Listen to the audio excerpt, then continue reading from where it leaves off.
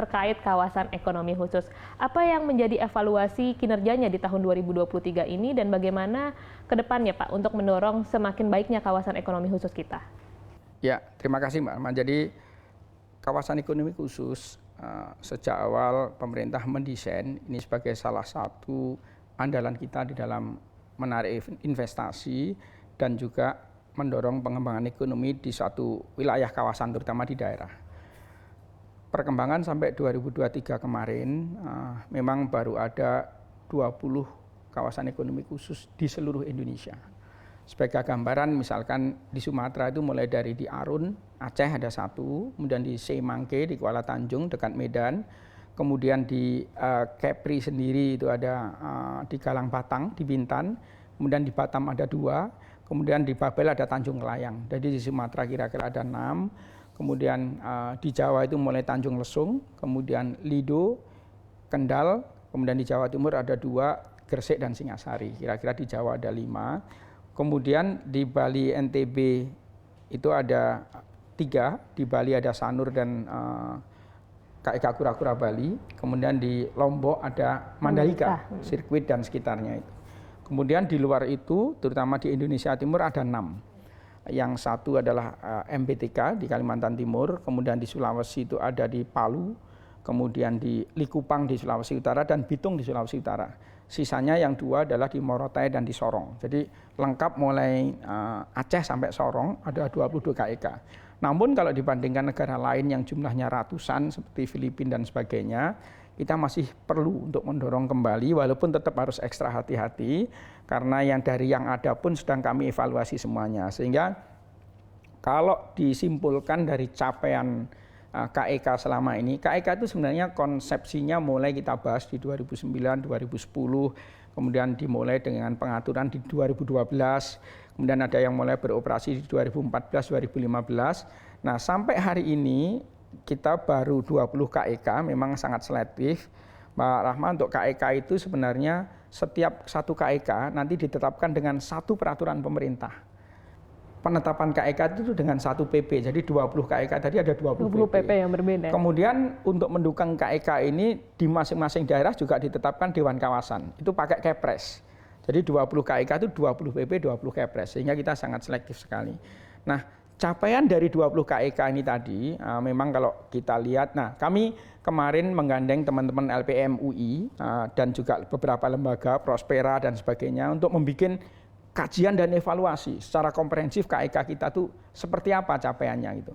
Nah kalau kita lihat indikator capaian KIK itu biasanya 2. Yang satu adalah terkait dengan realisasi investasi yang betul-betul ditanam fisiknya udah dibangun langsung di situ. Jadi kalau komitmen kita tidak hitung, tapi betul realisasi dan realisasi penyerapan tenaga kerja.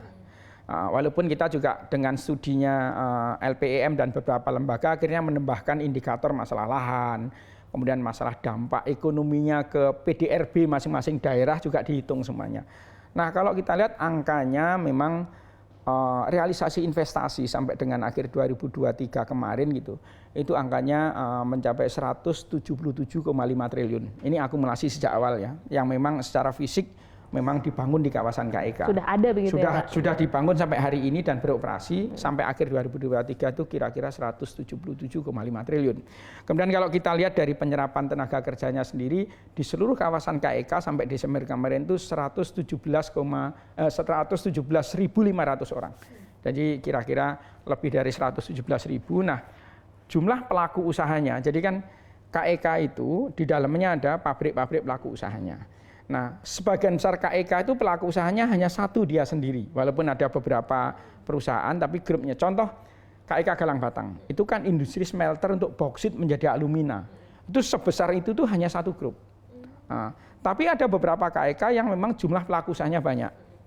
Seperti KIK Kendal. KIK Kendal itu memang memfasilitasi kawasan untuk banyak industri. Semua sektor ada di situ.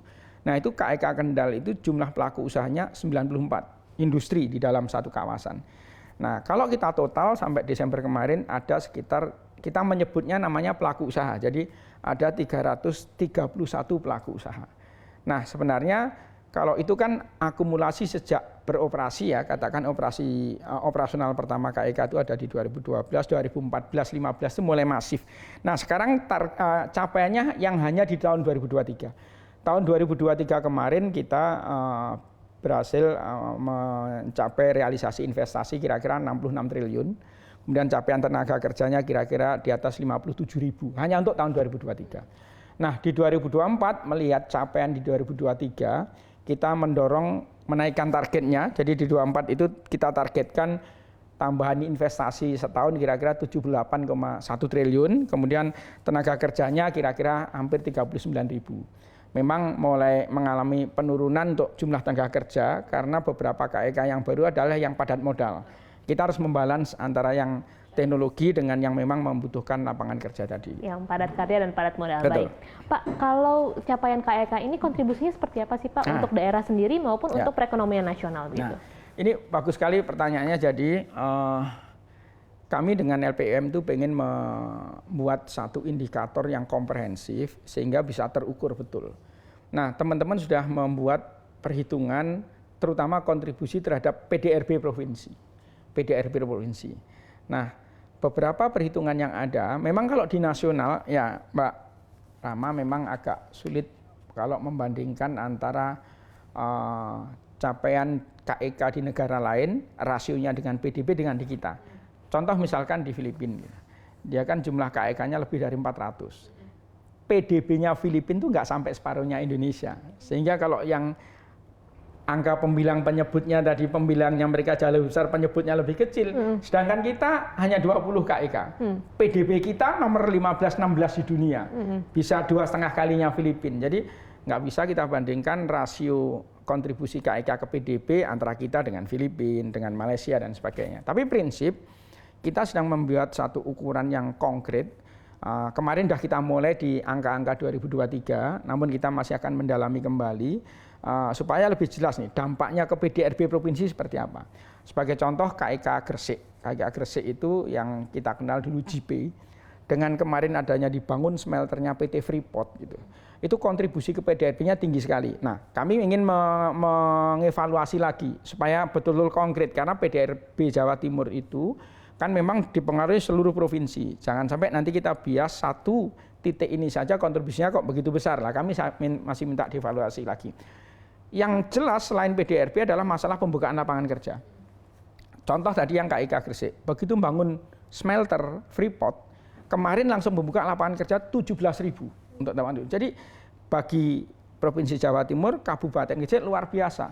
Sehingga pada saat kami hitung growth-nya, wah kami juga susah menjelaskan ribuan persen gitu. Nah, maksud saya harus pakai ukuran yang lebih komprehensif.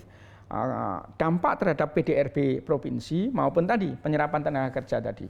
Di luar hal lain yang terkait dengan multiplier sektornya tadi. Itu kira-kira.